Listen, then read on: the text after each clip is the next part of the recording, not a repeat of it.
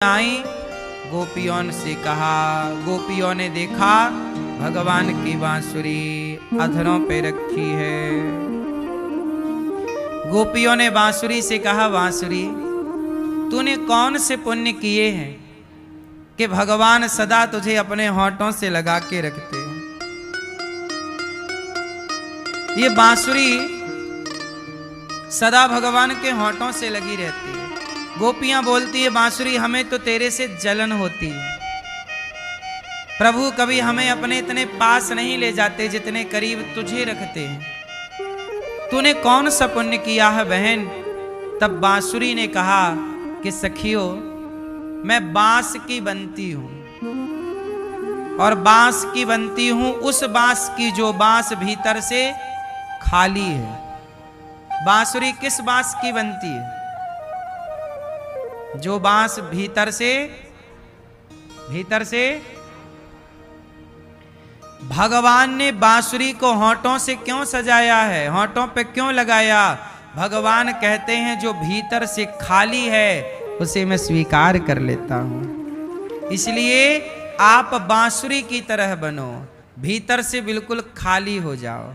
खाली मतलब छल कपट निंदा चुगली ईर्ष्या द्वेष निष्काम हो जाओ, भीतर से खाली हो जाओ। आजकल आदमी कहां से भरा है? भीतर से भरा है। इसलिए भगवान स्वीकार नहीं कर पाते। और बांसुरी कहां से खाली है? अंदर से खाली है, स्वीकार कर लिया। अच्छा, बांसुरी बनती है बांस की।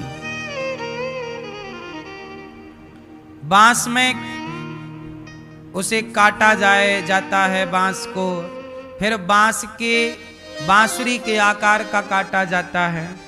और छेद करने के लिए क्या करते हैं? बांसुरी में छेद कैसे करते हैं?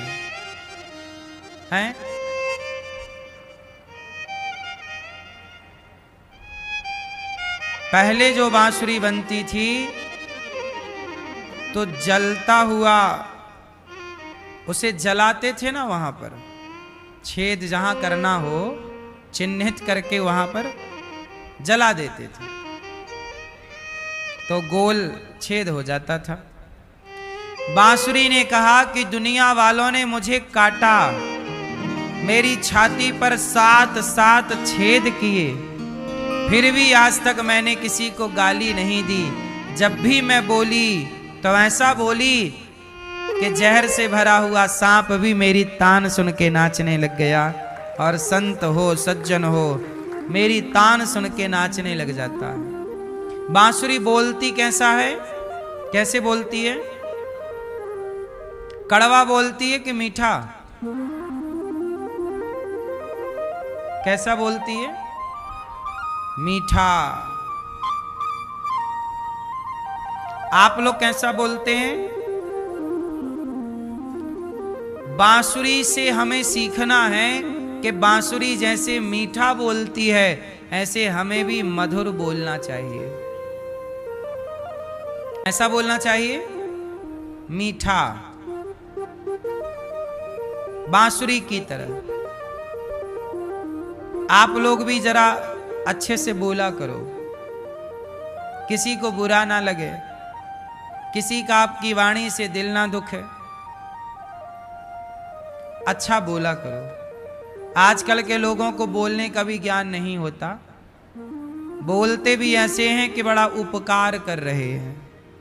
घमंड में रहते हैं कुछ लोग। बिल्कुल सहज होना चाहिए, वाणी में सरलता हो, सहजता हो, वाणी में घमंड ना टपकता हो, अभिमान ना टपकता हो, अपमानजनक शब्द ना हो। शब्द संभाल के बोलिए, शब्द के हाथ न पाओ। एक शब्द औषधि करे, एक शब्द करे घाव। अच्छा, रिश्ते कहां से बनते हैं और कहां से बिगड़ते हैं? बोलो। शब्दों में बड़ी जान होती है, इन्हीं से आरती अरदास और अजान होती है। कहते हैं अच्छे शब्द बोले गए तो रिश्ते बन जाते हैं, और गलत शब्द बोले गए तो रिश्ते बिगड़ जाते हैं। शब्दों से ही रिश्ते बनते या बिगड़ते हैं। इसलिए कहता हूं कि जिह्वा पे चोट लग जाए तो सबसे पहला घाव जिह्वा का ही भरता है। शरीर में केवल जवान जिह्वा ऐसी है कि चोट यदि जिह्वा पे लग जाए तो सबसे जल्दी ठीक कहां का घाव होता है? जिह्वा में लगी चोट सबसे जल्दी ठीक होती है, पर जिह्वा से दी गई चोट कभी ठीक नहीं होती।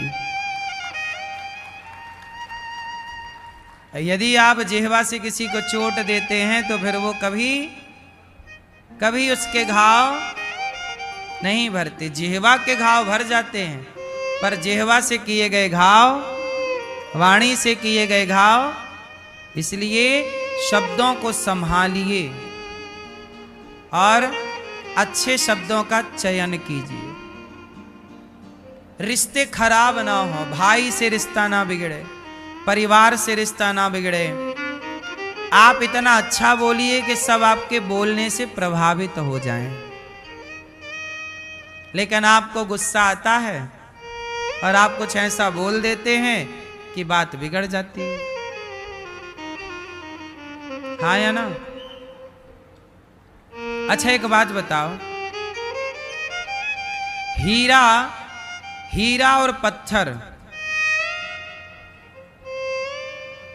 एक असली हीरा और एक नकली हीरा, दोनों को एक सा काटा जाए, एक सा वजन किया जाए, एक सी नक्काशी की जाए, तो क्या आप बता दोगे कि असली हीरा कौन है और नकली कौन है?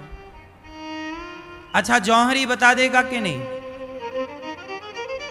एक राजा था, उसके दरबार में एक आदमी आया, बोला महाराज एक हीरा असली है एक नकली है, आपके जौहरी बता देंगे तो हीरा मैं आपको दे दूंगा, और नहीं बताएंगे तो हीरे की कीमत जितनी है उतना धन आपको मुझे देना पड़ेगा। राजा बोले शर्त मंजूर है, क्योंकि हीरा को पहचानना जौहरी के लिए तो कठिन नहीं था। हीरा रखा गया, दोनों इतने असली दिख रहे थे कि राजा के जौहरियों को पहचानना बड़ा कठिन हो गया। किसे कह दें कि असली है और किसे कह दें कि नकली है। एक सी नक्काशी, एक सा सब कुछ। धीरे धीरे राजा के 7 जौहरी फेल हो गए, 7 जौहरी चले गए। राजा शर्त हार गए, पहचान ना पाए। वो कठिन था काम, इतना भी तो सरल नहीं है ना शर्त जीतना, चुनौती जीतना। राजा हार गए। तभी पीछे कोई बूढ़ा आदमी बैठा था, बोला महाराज एक मौका मुझे दे दो, मैं भी आपके बाप दादों के जमाने का जौहरी हूं।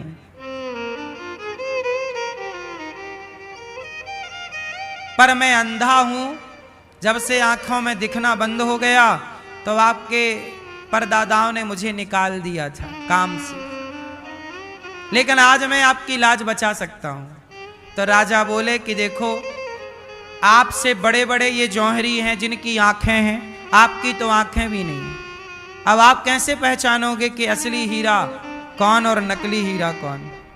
बोले महाराज आप मुझे 1 घंटे का मौका दे दो। राजा बोले कोई बात नहीं, अब हार तो गए हैं, आप भी ट्राई कर लो। उस अंधे ने दोनों हीरे को लिया, एक असली था एक नकली था, पर बता पाना बड़ा कठिन था। दोनों को उस अंधे ने रख दिया धूप में, और धूप में एक हो गया गरम और एक रहा ठंडा। तो जो हो गया गरम, तो अंधे ने कहा कि साहब ये गरम हो गया, ये है नकली, और ये धूप में भी ठंडा है, ये रहा असली।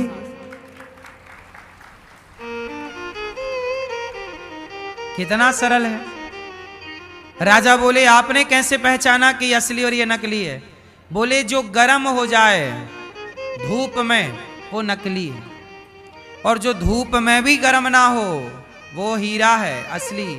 तो जो बात बात में गरम हो जाते हैं वो नकली लोग होते हैं। और जो जरा विषम परिस्थिति में भी अपने दिमाग को, अपने चित्त को ठंडा रखते हैं, वही